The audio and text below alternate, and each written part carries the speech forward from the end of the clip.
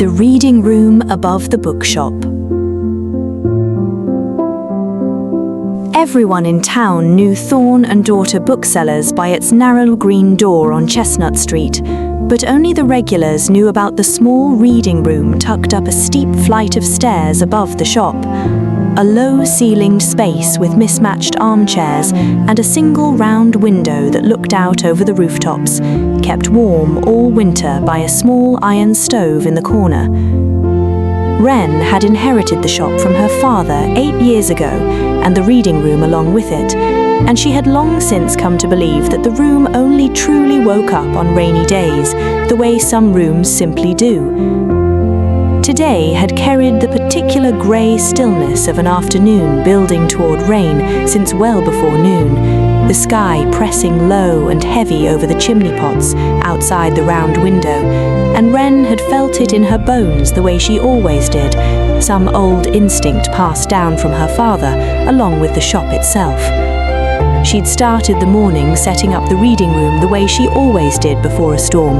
stacking fresh kindling by the little iron stove, wiping down the window seat, setting out a stack of clean cups beside the electric kettle she kept up there for exactly these occasions.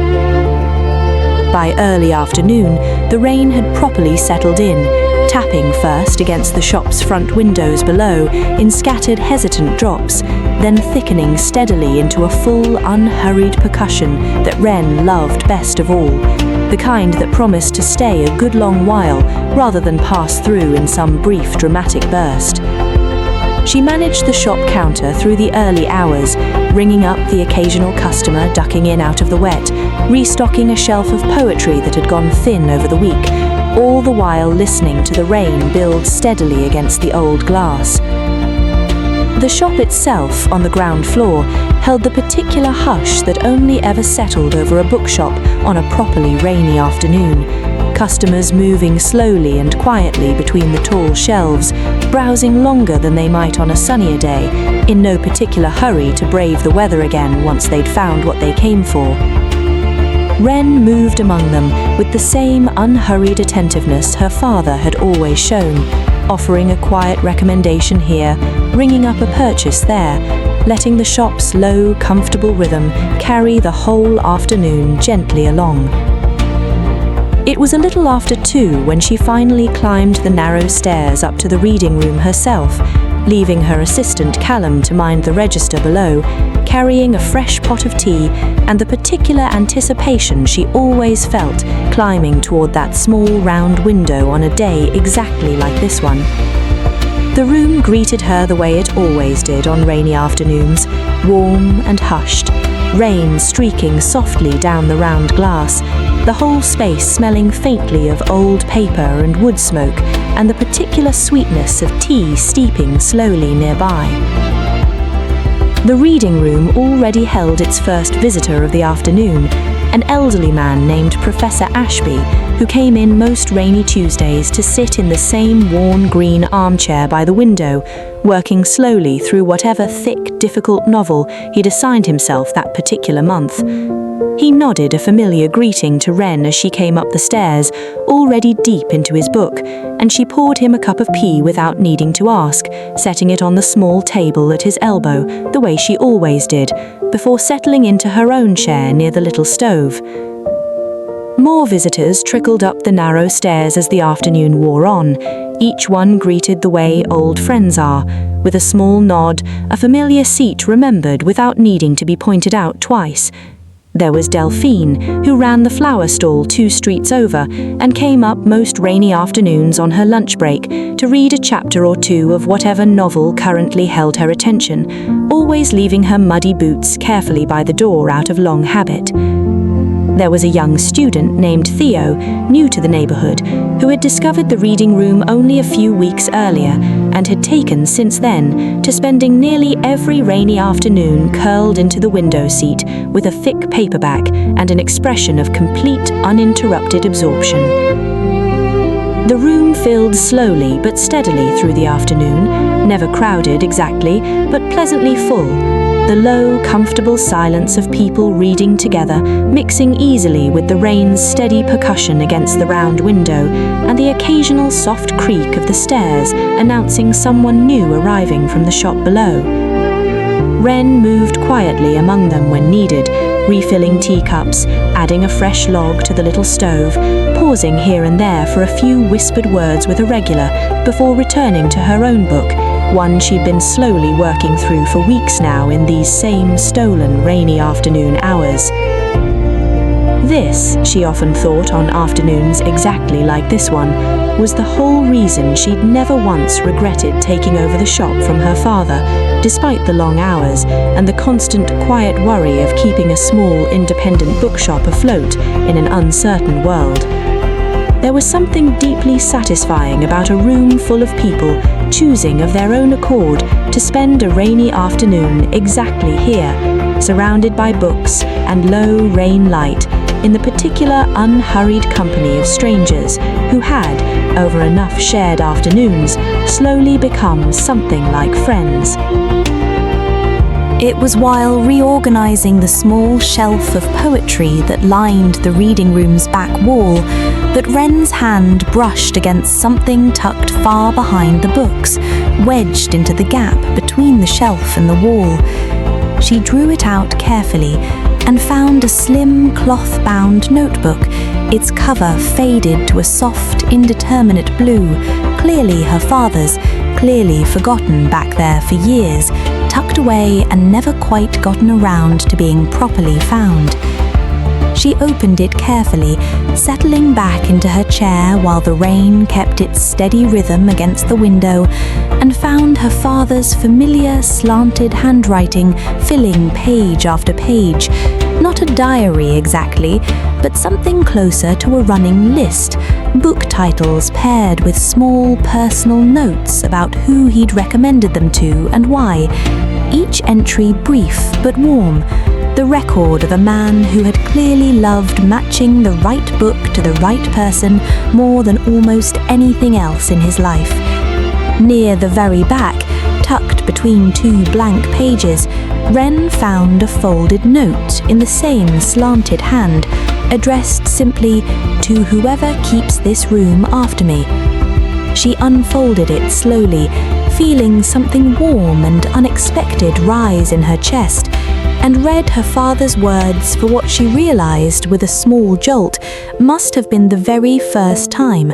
a short, plainly written note explaining that the reading room had never really been about the books themselves, not entirely, but about giving people somewhere quiet and unhurried to sit with their own thoughts a while, whatever storm happened to be passing over their lives that particular day, weather or otherwise.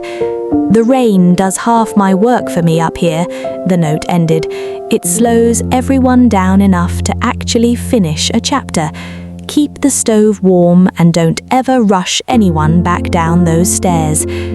She read it twice, eyes stinging faintly, before folding it carefully back along its original crease and tucking it into her cardigan pocket, deciding it would stay there now, close at hand on every rainy afternoon from here forward. The afternoon wore on unhurried, the rain never once threatening to let up, and Wren found herself falling into the particular easy rhythm that only ever showed up on days exactly like this one, a rhythm built less around busyness and more around simple, steady presence, moving quietly between chairs, adding logs to the stove, trading a few hushed words here and there, letting the room's low, warm hush carry everyone gently along together through their separate books. Callum came up briefly around 3 to report a quiet lull in shop traffic below, and stayed longer than he probably meant to, drawn in by the room's particular gravity the way most people eventually were, settling into the last empty armchair with a slim volume of short stories he'd apparently been eyeing on the shelf for weeks. Wren smiled, poured him tea without being asked, and returned to her own reading, content to let the shop below manage itself a while longer, trusting the old brass bell over the front door to summon her back down if truly needed. Theo finished his paperback sometime around 4, closing it with the particular satisfied sigh of someone who had gotten thoroughly lost in a book and only just now surfaced, and lingered a while longer over a second cup of tea, chatting quietly with Delphine about the ending, the two of them trading opinions with the easy enthusiasm of people who had found, in each other, an unexpected rainy afternoon friendship built entirely around shared reading. Wren listened with half an ear while she worked, comforted by the low, familiar murmur of it, the particular music of a room full of people who genuinely liked spending time in each other's quiet company. Outside, the rain had thickened further as the afternoon aged toward evening, the sky gone from pale grey to something deeper and more textured, the round window fogging softly at its edges, the warm light inside pushing back against the darkening, sodden rooftops beyond the glass. Wren felt, watching it all, the particular contentment that only ever arrived on afternoons like this one. A small room full of people she genuinely cared about, each lost happily in their own separate story, while the whole rest of the grey world hurried past somewhere far below. She began tidying the tea things a little before 5, moving quietly between chairs, while half listening to Professor Ashby mutter something appreciative about a difficult passage in his novel, the kind of small, unguarded comment he only ever made when he thought no one was properly listening. Reaching for a stray cup on the windowsill, her fingers brushed against something tucked behind the small collection of framed postcards her father had always kept up there, a faded photograph she didn't remember ever noticing before. It showed her father decades younger, sitting in this same reading room on some long ago rainy afternoon, a book open on his lap, laughing at whoever held the camera, the room behind him recognizably the same, and yet subtly different armchairs, a different color on the far wall, but the same warm, crowded, rain-hushed feeling filling every corner of the frame. On the back, in the same slanted hand as the notebook, someone had written only, "Best kind of afternoon, full room, bad weather, everyone lost in exactly the right book."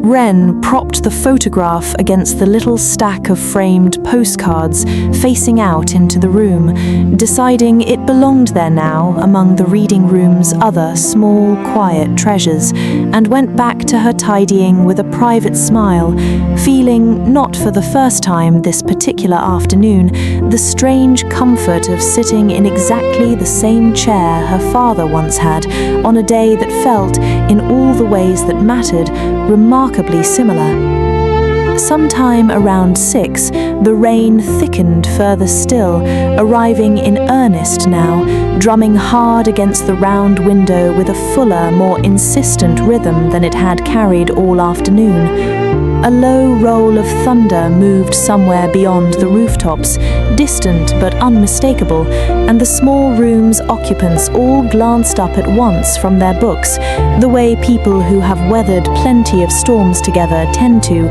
sharing a brief knowing look before returning easily to their reading. The wind picked up outside, rattling the old round window faintly in its frame, and a fresh gust drove the rain hard enough against the glass that Theo, deep into a fresh book from the shelf, glanced up briefly before settling back in, entirely unbothered.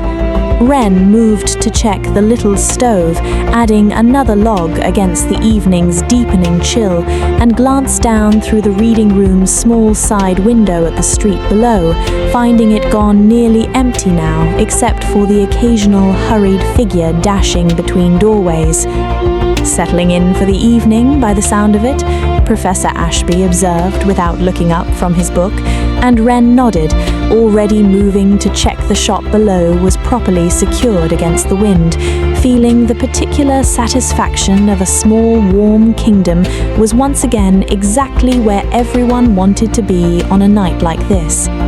She kept the shop open a little later than usual, official closing time coming and going without much ceremony, since the reading room upstairs remained comfortably occupied and Callum showed no particular sign of wanting to leave his short stories unfinished.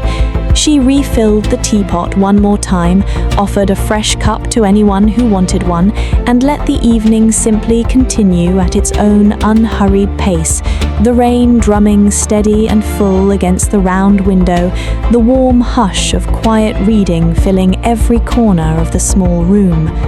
Professor Ashby finally closed his novel sometime around 7, marking his page with the same worn leather bookmark he always used, and paused at the top of the stairs to thank Wren the same quiet way he always did, adding this time a small unexpected comment about how much the room had always reminded him of his grandmother's parlour, though he never did explain further, simply nodding once and making his way carefully down the narrow stairs and out into the wet dark. Delphine and Theo lingered a while longer, the two of them settling into one of those easy, meandering conversations about books and nothing much else that seemed built specifically for rainy evenings with nowhere else to be, and Wren let them stay, moving quietly around them, tidying the last stray teacups, banking the evening's affairs toward their close without any particular hurry to usher anyone out. Callum finished his short stories a little after 8, closing the slim volume with obvious reluctance and promising to buy his own copy before he left. And not long after, Delphine and Theo made their own unhurried goodnights as well, the reading room slowly emptying out the way it always eventually did, no matter how good the storm outside. Wren stood a moment in the sudden quiet once the last of them had made their way carefully down the narrow stairs, listening to the rain's steady rhythm against the round window, the low creak of the old buildings settling around her, the particular hush that only ever arrived after a full, warm evening had wound gently down to its close. She began the last small tasks of closing with the same unhurried care she carried through everything else, banking the little stove low, straightening the scattered armchairs, sweeping a little stray ash from the hearth, letting the day's accumulated small satisfactions settle properly into her tired shoulders. With the shop finally closed and locked below, Wren made her way to her own small flat at the very top of the building, one floor above even the reading room, the same one her father had lived in for decades before her, its low ceilings and creaking floorboards familiar enough by now to navigate easily even in the dim evening light. The rain sounded different up here, closer somehow, drumming directly against the roof rather than filtered through the reading room's round window below, a fuller, more intimate sound that Wren had come over the years to find deeply comforting. She made herself a small pot of tea, carrying it to the worn armchair by her own small window, and sat a while simply watching the rain streak down the glass, feeling the particular satisfaction of a long, full day finally winding down towards its close.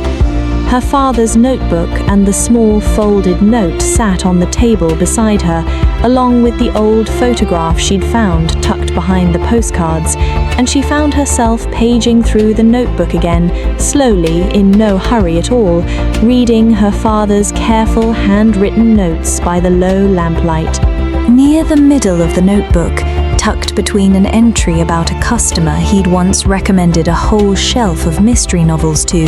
and one about a difficult winter when the shop had nearly closed for good, Wren found another folded note she hadn't noticed earlier, shorter than the first, written in the same slanted hand. It read simply, "Some afternoons the reading room does more good than any of us realize. You never know who needed somewhere quiet to sit today. Keep the stairs easy to climb and the stove easy to find." Wren read it twice, thinking of Professor Ashby's small, unexpected comment about his grandmother's parlour, of Theo and Delphine's easy, unhurried friendship built entirely around shared books, and felt, reading it, a quiet certainty that her father had somehow already known exactly the kind of afternoon this would turn out to be, decades before it happened. She set the notebook down carefully, tea cooling now to its perfect drinking temperature, and let herself simply sit a while longer, listening to the rain's steady rhythm against the roof, feeling entirely uncomplicatedly grateful for the small, warm kingdom she'd been trusted with, for the father who had built its rhythms long before her, for the particular quiet purpose of keeping a door open and a set of stairs easy to climb on afternoons exactly like this one. The storm outside showed no sign of easing as the evening wore fully into night, the wind picking up occasionally to rattle the old window panes in their frames, the rain settling into that full, unhurried percussion that Wren loved best of all, steady and constant enough to eventually stop noticing as separate from silence itself. She finished her tea slowly, refilling it once from the small pot, and let her thoughts wander the way they always did on nights like this, unhurried, drifting easily between memory and simple present comfort. She thought of her father, gone now nearly 9 years, and found that the grief of it had settled over time into something gentler than it once was, less a sharp absence and more a kind of ongoing presence, felt most clearly in exactly moments like this one, tea in hand, rain against the glass, the whole small reading room below humming quietly with the accumulated warmth of everyone who had ever climbed those narrow stairs to sit through a storm inside it. She thought, too, of her own eventual successor, years or decades from now perhaps, finding this same notebook tucked behind some future version of the poetry shelf, adding their own careful notes in the margins, leaving their own folded note near the back for whoever came next. The thought didn't feel sad so much as it felt right, part of some much longer, gentler story that the reading room itself seemed to be quietly telling one rainy afternoon at a time. Eventually, tea finished and the evening's last small satisfactions properly settled, Wren rose to prepare for sleep, moving through the familiar small tasks of the flat with the same unhurried care she carried through everything else on nights like this. She changed into soft, worn sleep clothes, brushed her teeth at the small basin, and paused a moment at her own tired reflection in the narrow mirror above it, thinking, as she often did up here, that she looked a little more like her father each year, something about the particular tiredness the shop always left behind, a good tiredness, the kind earned rather than simply endured. She set the notebook and the small folded notes carefully on her bedside table, along with the old photograph propped against the lamp, and climbed into bed with the rain's steady rhythm filling the small dark room, drumming against the roof directly above her, in a sound she had long ago found anything but deeply comforting. The heavier blanket at the foot of the bed went mostly unneeded tonight, the flat holding its warmth well against the storm outside, though she pulled it up part way regardless, out of habit more than actual need. She lay a while listening, the way she always did on nights exactly like this one, to the rain against the roof, to the old building's familiar creaks as it settled around her, to the distant occasional thunder moving further off now, out beyond the edge of town. Below her, she knew without needing to check, the reading room sat quiet and dark, armchairs straightened, the little stove banked low, the poetry shelf's careful gap still holding the memory of the notebook that had waited there so long, patient the way it had been waiting, in one form or another, for decades before she'd ever found it herself. The mind does a curious thing on the edge of sleep, especially after a long, full day spent quietly among books and the people who love them. It stops sorting so carefully between what is remembered and what is only imagined, and lets the two drift together into something softer than either. Wren lay with eyes closed, not quite asleep, thoughts moving without any real steering, the way a good story carries a reader along gently without them quite noticing the pages turning. She thought she heard, very faintly beneath the rain, her father's voice again. Not words exactly, just the warm, unhurried cadence he'd always used recommending some particular book to some particular person, patient and certain, the specific tone reserved for matching exactly the right story to exactly the right reader. She thought of the photograph propped against her lamp, her father decades younger, laughing in that same worn armchair on some long ago rainy afternoon. And in her half-dream, the two afternoons seemed to blur gently together, her father's crowded, storm-hushed reading room folding easily into her own, as though the same quiet lamplight had simply been passing, uninterrupted, from one keeper to the next across all these years. The wind moved against the window, and in her drifting mind, it became, briefly, the sound of the narrow stairs creaking under someone's careful climb, before she remembered, in the loose logic of half-sleep, that the reading room was closed now, dark and quiet below, and that the sound was only wind, only rain, only the old building settling into its own long night, the same as she was settling into hers. Somewhere below, she imagined she could feel the whole small building breathing gently around her, full of the accumulated warmth of everyone who had sat inside it that day. Professor Ashby's difficult novel, Delphine's muddy boots by the door, Theo's happy absorption, Callum's borrowed short stories, all of it settled now into the walls themselves, the way good afternoons always seem to, and Wren felt herself smile faintly in the dark, eyes still closed, feeling entirely, weightlessly content. Tomorrow existed only in the vaguest terms now, the shelves that would need restocking, the tea things that would need washing, whatever weather the morning happened to bring, rain or shine, quiet or full. None of it pulled at her the way tasks so often did on ordinary days, demanding speed, demanding urgency. Tonight, everything could simply wait its turn, unhurried, the way the rain was unhurried, the way the reading room itself had always been unhurried, patient through 8 years and decades more before that, waiting faithfully for whoever needed somewhere quiet to sit out their particular storm. The rain went on.